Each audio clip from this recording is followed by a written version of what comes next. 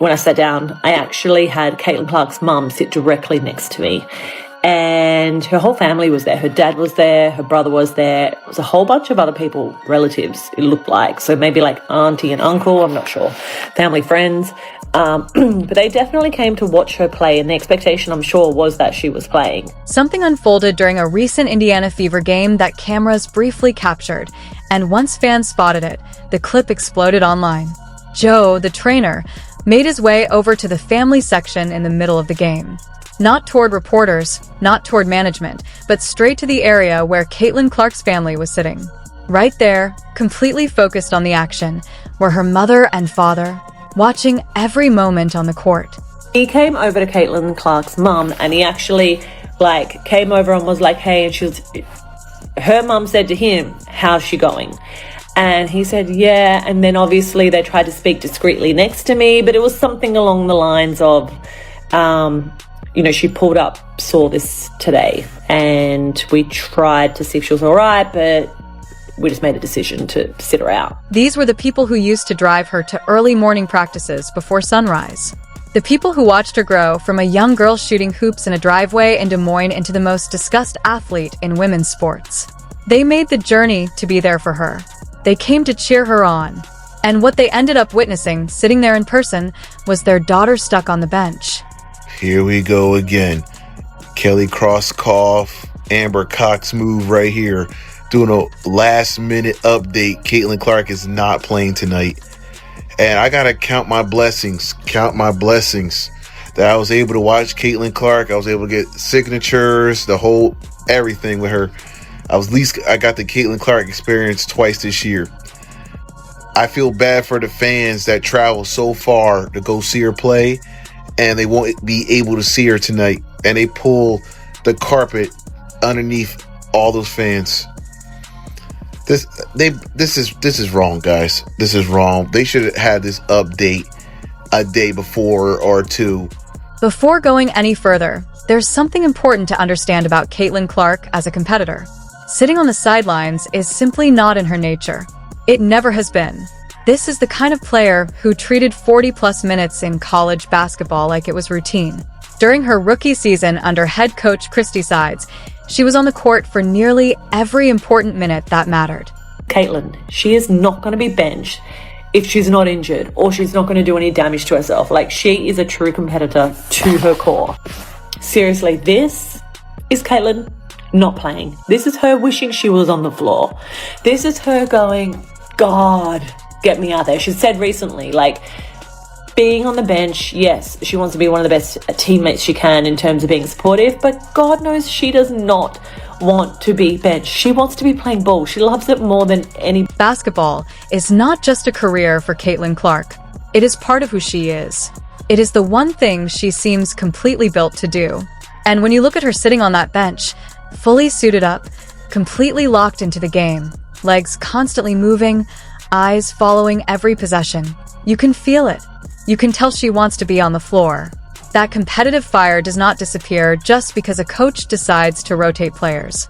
If anything, it grows even stronger.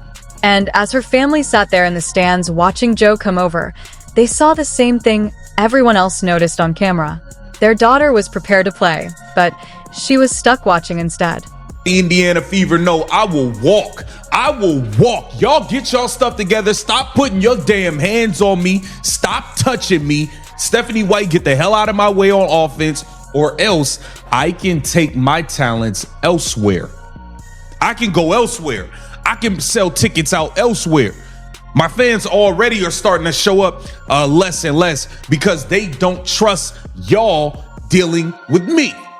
Under head coach Christy Sides, the approach was straightforward, and it produced results. Caitlin Clark stayed on the court. During her rookie season, she averaged 35.4 minutes per game, ranking among the top 5 players in the entire WNBA. She was the heartbeat of the offense, the primary creator, the player stretching defenses across the floor, the reason the crowd came alive every night. Christy Sides recognized something that really was not complicated.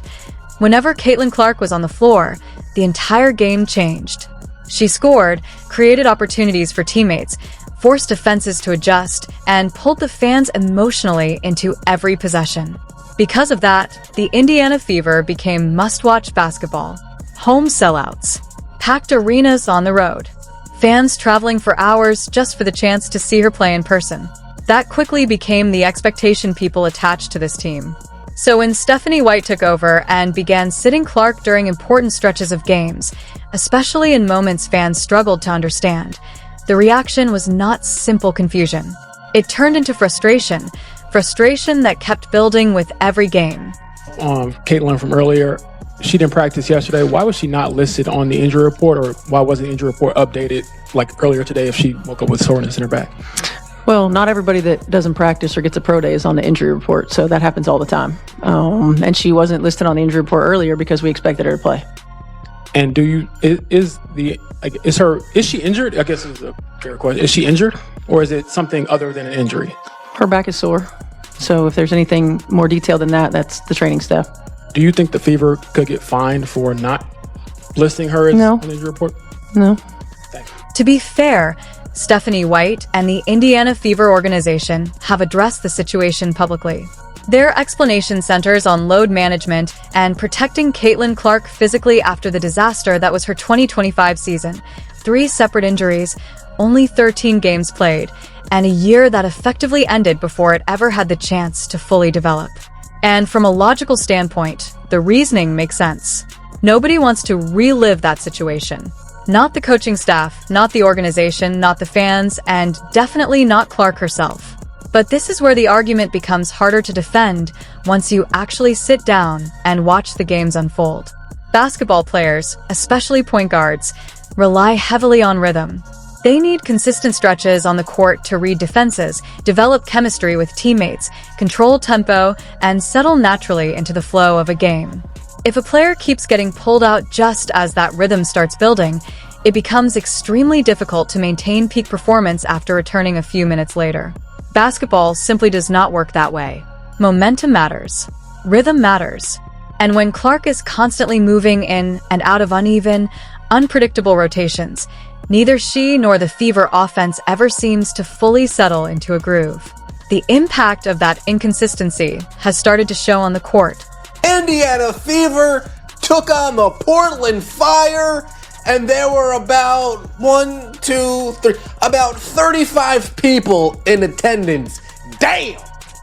Fans, if any fans were outside ready to show up, they turned their car around.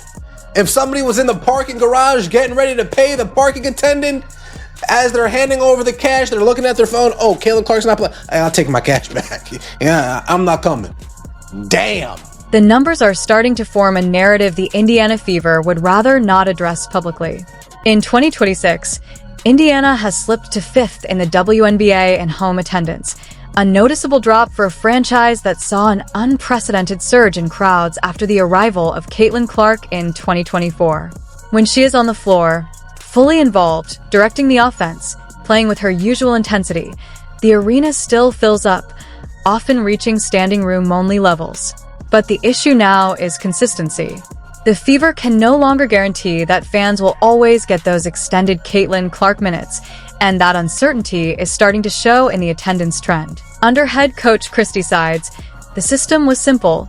Caitlin Clark played heavy minutes and stayed on the floor as the engine of the offense, averaging 35.4 minutes in her rookie season and becoming the central reason the Indiana Fever turned into must-see basketball with packed arenas and road crowds. But since Stephanie White took over and began limiting her stretches for load management and rotation control, the rhythm of both Clark and the team has been disrupted, fueling frustration as fans notice a drop in consistency, atmosphere, and attendance, and questioning whether the current approach is working as intended.